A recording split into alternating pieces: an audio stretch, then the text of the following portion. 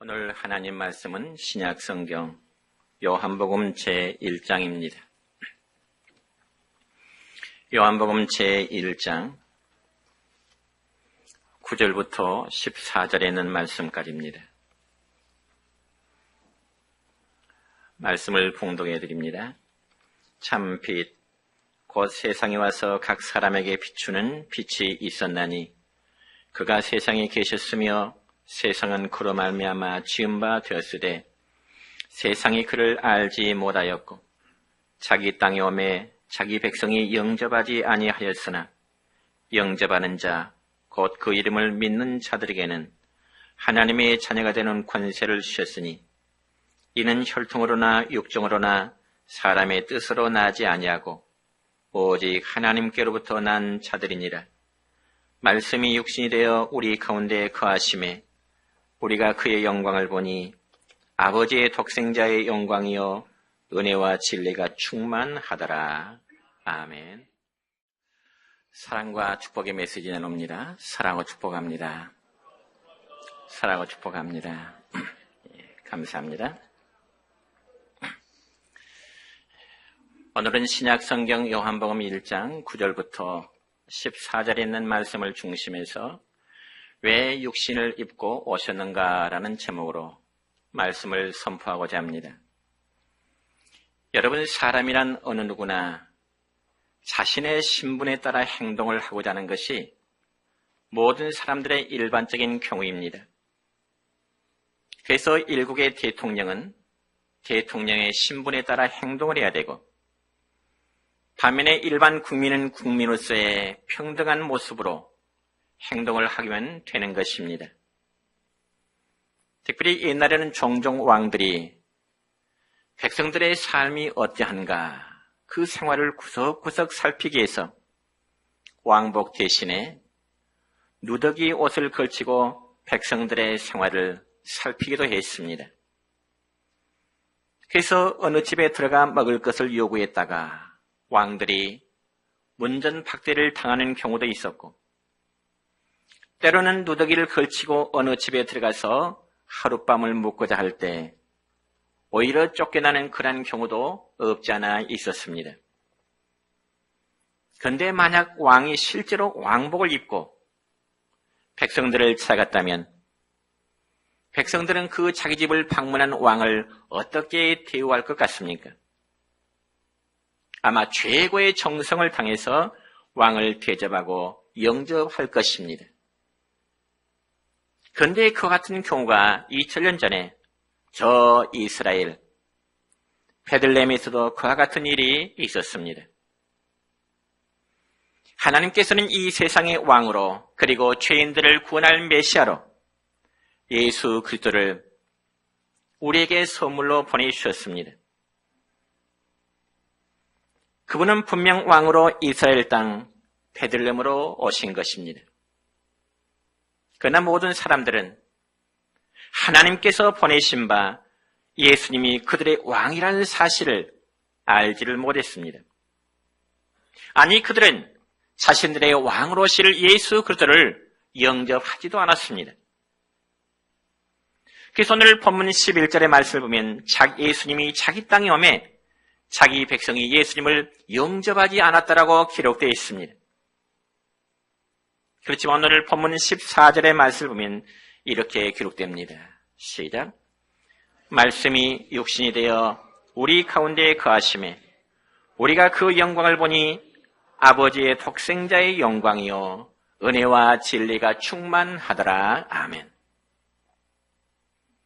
그러니까 말씀으로 계셨던 예수님이 이 세상에 육신의 몸을 갖추시고 탄생하실 때 자기의 백성들은 예수님을 영접하지 않았지만은 그분은 분명 하나님 아버지의 독생자의 영광이요 은혜와 진리가 충만하신 분이라고 요한 사도는 우리에게 소개하고 있습니다.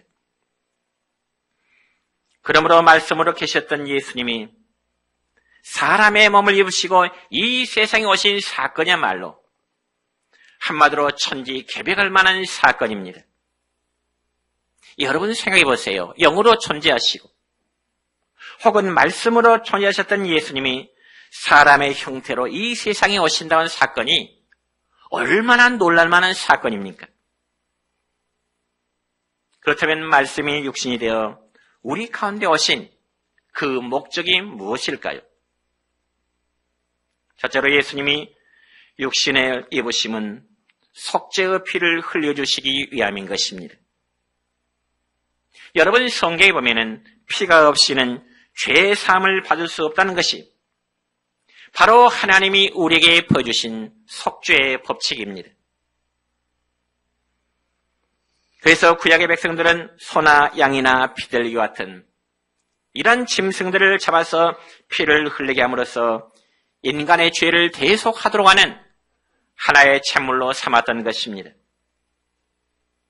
그래서 구약 성경 레위기서 17장 11절의 말씀 보면 이런 말씀이 기록되어 있습니다. 시작. 육체의 생명은 피에 있음이라.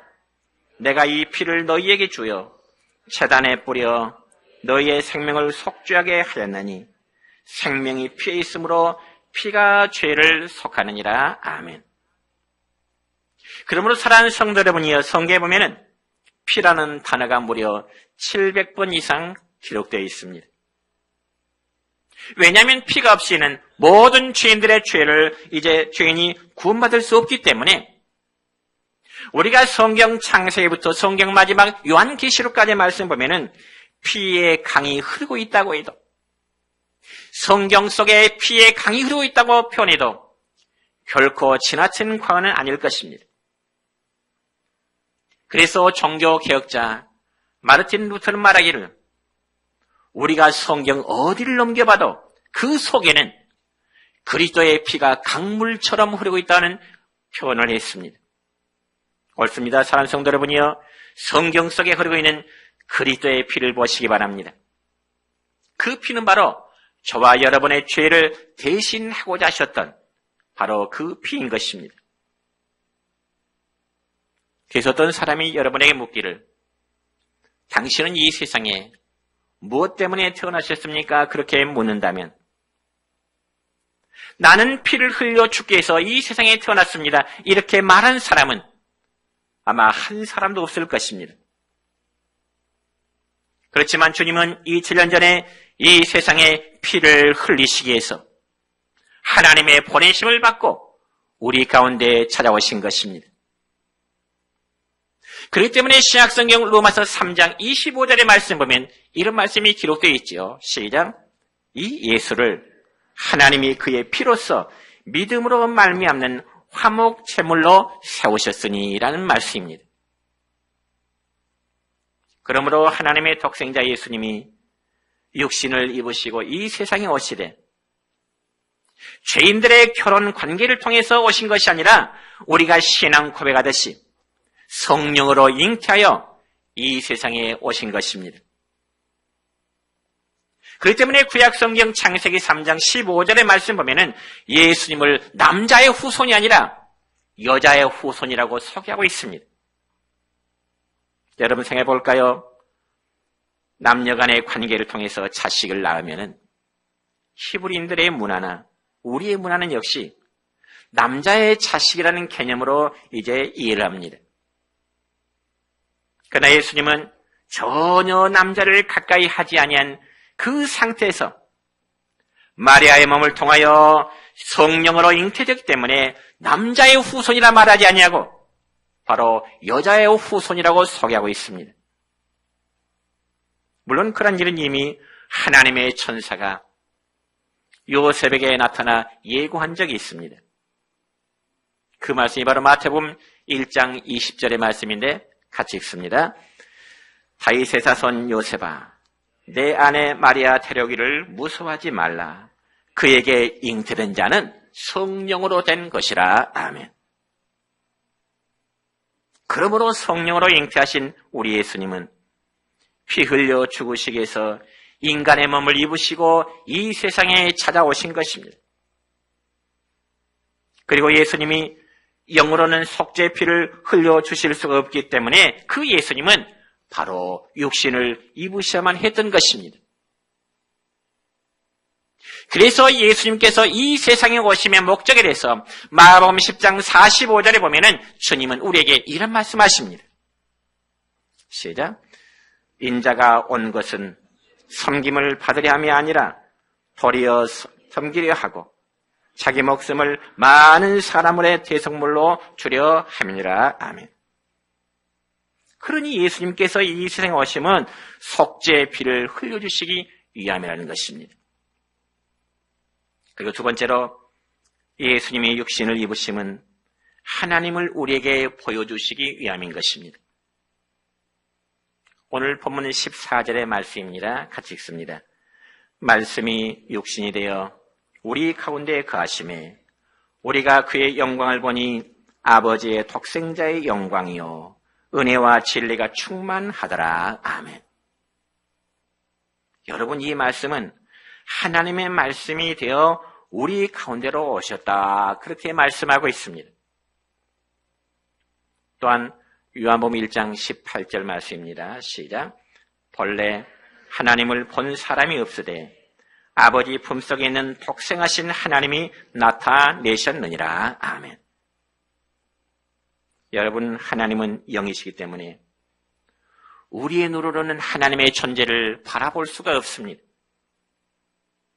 예를 들어 우리가 공기를 우리 눈으로 바라볼 수 없고 바람의 모양을 우리 눈으로 바라볼 수 없듯이 하나님은 우리의 육신의 눈으로는 하나님의 존재를 바라볼 수가 없습니다. 그런데 영으로 계신 하나님이 사람들의 육안으로 보이도록 나타나신 분이 바로 예수 그리스도이십니다. 그러니 이 사건이 얼마나 신비로운 사건입니까? 그래서 요한복음 1장 1절의 말씀은 이런 말씀이 있습니다. 시작. 태초에 말씀이 계시니라. 이 말씀이 하나님과 함께 계셨으니 이 말씀 곧 하나님이시니라. 아멘. 그러니까 요한복음 1장 1절에서 말씀이라는 단어가 거듭 3번 반복되고 있는데요. 이 말씀 곧 예수님을 가리키는 것입니다. 여러분, 예를 들어서요. 제가 제 머릿속에 혹은 가슴속에 어떤 생각이나 어떤 사상을 가지고 있다면 여러분이 제 생각과 저에 대한 사상을 알 수 있을까요? 제가 표현하지 않는 이상 여러분은 저의 생각, 여러분은 저의 사상을 알 수가 없습니다. 그렇지만 여러분이 저의 생각과 저의 모든 사상을 알 수 있는 방법이 한 가지 있습니다. 그게 뭘까요? 제가 말이나 혹은 글로 표현하면은 여러분은 제 생각이 무엇을 생각하고 있는지, 제 사상이 어떠한 것인지를 알 수 있을 것입니다. 제가 제 입으로 표현한다든지 아니면 글로 여러분에게 써준다면, 그와 마찬가지로 하나님도 자신의 모습을 나타내기 위해서 말씀이 육신을 입고 이 세상에 오시도록 한 것입니다. 이처럼 하나님이 자신의 모습을 죄인된 인간들에게 보여주시기 위해서 예수님으로 이 땅에 오심을 가리켜서 도성인신하셨다고 표현합니다. 혹은 다른 말로 성육신하셨다, 그렇게도 말합니다. 그러니까 예수님은 사람의 몸을 갖추시고 우리 가운데 오셨지만 그분은 역시 하나님의 본체이십니다. 여러분, 앞에서도 말씀을 설명했지만은 왕이 왕복을 벗고 누더기 옷을 잠시 입었다고 해서 그의 존재가 왕이 될 수 없을까요? 그렇지 않습니다. 왕이 어떤 옷을 입었다 할지라도 그의 본체는 왕복을 입었든지 아니면 잠시 누더기 옷을 입었든지 왕의 그 본체는 변함이 없듯이 우리 예수님도 비록 사람의 몸을 입으셨지만은 빌립보서 2장 6절부터 8절까지의 말씀을 보면 우리 주님의 본체에 대해서 이렇게 설명합니다. 시작. 그는 근본 하나님의 본체시나 하나님과 동등됨을 취할 것으로 여기지 아니하시고 오히려 자기를 비워 종의 형체를 가지사 사람들과 같이 되셨고 사람의 모양으로 나타나사. 아멘. 뿐만 아니라 요한복음 17장 5절의 말씀 보면 아버지여 창세전에 내가 아버지와 함께 가졌던 영화로서 지금도 아버지와 함께 나를 영화롭게 하옵소서. 그러니까 우리 예수님은 이 세상이 창조되기 이전부터 삼위일체 한 분으로 존재하고 계셨던 것입니다. 그래서 한때는 예수님의 부활을 믿지 못하겠다고 고집부리던 제자 도마가 부활하신 예수님을 만나는 이후로는 이 도마가 예수님 앞에 이런 고백을 하게 됩니다. 그 고백은 바로 요한복음 20장 28절의 말씀인데요. 도마가 대답하여 이르되 나의 주님이시요 나의 하나님이시다. My Lord, my God. 나의 주님이시요 나의 하나님이십니다. 그러므로 영이신 하나님이 자기 자신을 보여주시기 위해서 육신의 몸을 입으시고 이 세상에 오신 날이 바로 크리스마스 성탄절입니다. 여러분, 어느 날 예수님의 제자 중에 빌립이라는 사람이 예수님에게 이런 요구를 하게 됩니다. 예수님, 제가 하나님을 좀 보고 싶은데요. 하나님을 좀 보여주실 수 없습니까? 제자 빌립이 예수님에게 이런 요구를 하게 됩니다. 이런 빌립의 요구를 들으신 예수님은 요한복음 14장 9절에 보니까 이렇게 답을 해주시네요. 시작. 빌립아, 나를 본 자는 아버지를 보았거늘 어찌하여 아버지를 보이라 하느냐. 나를 본 자는 너는 아버지를 보았다. 그런데 어찌해서 나를 보고도 또 아버지를 보여달라고 하느냐. 즉 이 말씀은 예수님과 성부 하나님의 본체는 또 동일하다, 그런 뜻입니다. 그러니까 여러분, 보이지 않던 하나님을 보여주기 위해서 하나님이 육신을 입고 우리 가운데 오신 것입니다. 두 번째는 예수님이 육신을 입고 오심은 우리를 대신하여 죽음을 정복하시기 위함입니다. 여러분, 인간들이 가장 무섭고 두려운 것이라면 무엇이라고 생각하십니까? 역시 죽음입니다. 그래서 죽음 앞에 모든 사람들은 두려워 떨 수밖에 없습니다. 그런데 문제는 예수님이 이 죽음의 문제를 해결하고 우리에게 부활과 영생을 주시기 위해서 사람의 몸을 입으시고 오셨다는 사실입니다. 저는 오늘 설교를 준비하면서 책에 보니까 이런 말씀이 있어서 잠깐 소개합니다. 우리 창조주 하나님이 인간의 몸을 입으시고 이 땅에 오신 것은 하나님이 하나님 되기를 포기하신 사건이라는 글이었습니다. 굉장히 의미 있는 글이었습니다.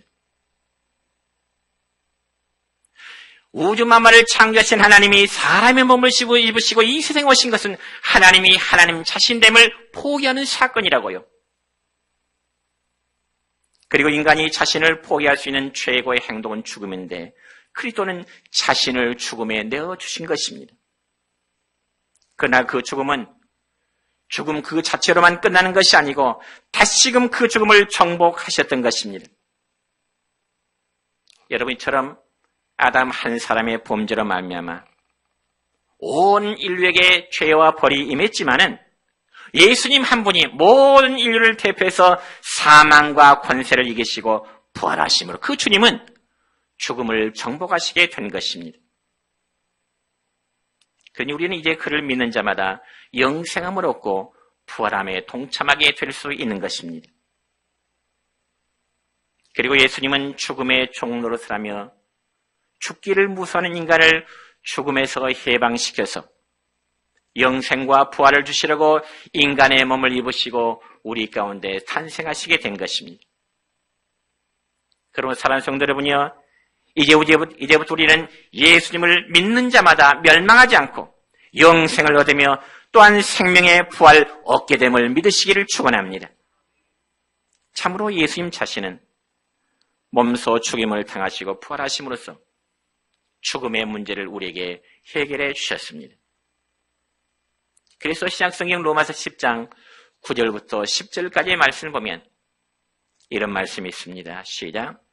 내가 만일 내 입으로 예수를 주로 시인하며 또 하나님께서 그를 죽은 자 가운데서 살리신 것을 내 마음에 믿으면 구원을 받으리라. 사람이 마음으로 믿어 의에 이르고 입으로 시인하여 구원에 이르느니라. 아멘. 그러므로 죽은 자 가운데 살아나신 예수님을 구주로 믿고 여러분의 마음과 여러분의 입으로 진실로 시인한다면 그 사람은 영생과 부활을 얻게 되는 것입니다. 그러니 예수님은 죽음의 문제를 해결해 주시기 위해서 친히 죽음을 맛보셨고요. 그리고 그분은 무덤의 권세 속에서 다시금 부활하시게 된 것입니다. 네 번째로 예수님이 육신을 입고 오심은 우리와 함께 하시기 위함인 것입니다. 여러분 마태복음 1장 23절의 말씀 보면 이런 말씀이 있습니다. 시작. 보라, 처녀가 잉태하여 아들을 낳을 것이요 그의 이름은 임마누엘이라 하리라 하셨으니 이를 번역한 즉 하나님이 우리와 함께 계시라 함이라. 아멘. 그러니까 예수님의 또 다른 이름은 바로 임마누엘이라고 하는 것인데요. 임마누엘이라는 이름의 뜻은 하나님이 우리와 함께 하신다는 뜻입니다. 하나님이 여러분과 함께 하신다는 뜻입니다. 여러분, 하나님이 지금 저와 여러분에게 함께하고 계신다는 사실이 얼마나 귀한 일인가요? 지금 이곳에 우리와 함께 하십니다. 믿으십니까? 지금 우리의 예배를 받고 계십니다. 믿으십니까? 우리가 세상에서도 힘이 있고 그리고 능력 있는 사람이 내 곁에 있다면 얼마나 든든합니까? 그래서 옛날 우리 부모님들은 자녀를 낳아도 키워서 시집을 보내버린 딸보다는 그래도 아들을 낳아야 마음의 든든함을 느낀 것이 아마 부모의 동일한 마음일 것입니다. 왜냐하면 아들이 곁에 있으면 뭔가 든든함을 느꼈기 때문에 그렇습니다. 이처럼 우리 인간 관계도 힘 있는 사람이 내 곁에 있어준다면 늘 마음에 든든함을 느끼는데 하물며 예수님이 항상 내 곁에 항상 우리와 함께 하신다는 그 사실을 믿는다면 우리에게 부족함이 뭐가 있겠습니까? 그런데 사실 엄밀한 의미에서 하나님이 예수님의 몸으로 우리 가운데 오실 필요가 없습니다. 뭐가 하나님의 아쉬워서 예수님의 몸으로 우리 가운데 오셔야만 됩니까? 그러나 하나님은 범죄한 인간들이 행한 죄 때문에 다 멸망하기를 하나님은 원치 않으셨습니다. 비록 범죄하고 타락한 인간이라 할지라도 그들을 구원하시고자 하심이 하나님 아버지, 우리 아버지의 마음이셨습니다. 그렇지만 하나님은 범죄한 인간들을 100% 다 구원하시기를 원치 않으셨습니다. 그래서 범죄한 자를 구원하시기 위한 하나의 유일한 조건을 제시하셨는데 그게 바로 예수님을 믿도록 하신 것입니다. 그래서 누구든지 예수님을 믿고 영접한 사람에게는 하나님께서 내가 그들과 함께 하시겠다고 하는 변함없는 약속을 해주십니다. 그래서 신약성경 요한복음 15장 5절의 말씀 보면 주님은 우리에게 이런 약속의 말씀하십니다. 다 같이 나는 포도나무요 너희는 가지라. 그가 내 안에 내가 그 안에 있으면 사람의 열매를 많이 맺나니 그렇습니다. 이처럼 예수님은 우리와 함께 계시기 위해서 육신의 몸을 갖추시고 우리 가운데 오셨습니다. 그러면서 예수님이 세상을 떠나시기 전에는 사랑하는 제자들에게 귀한 약속의 말씀을 하나 주셨는데요.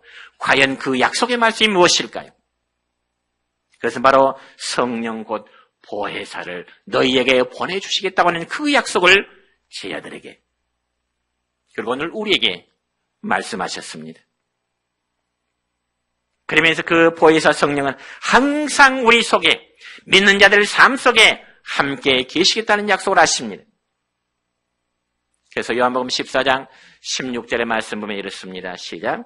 내가 아버지께 구하겠으니 그가 또 다른 보혜사를 너희에게 주사 영원토록 너희와 함께 있게 하리니 그렇게 말씀하십니다.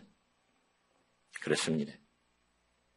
예수님이 지금 육신에 머무르는 우리 모두의 곁을 떠나 계시지만은 그 육신의 몸을 대신한 보혜사 성령께서는 지금도 여전히 그의 백성들과 함께 계시는 것입니다.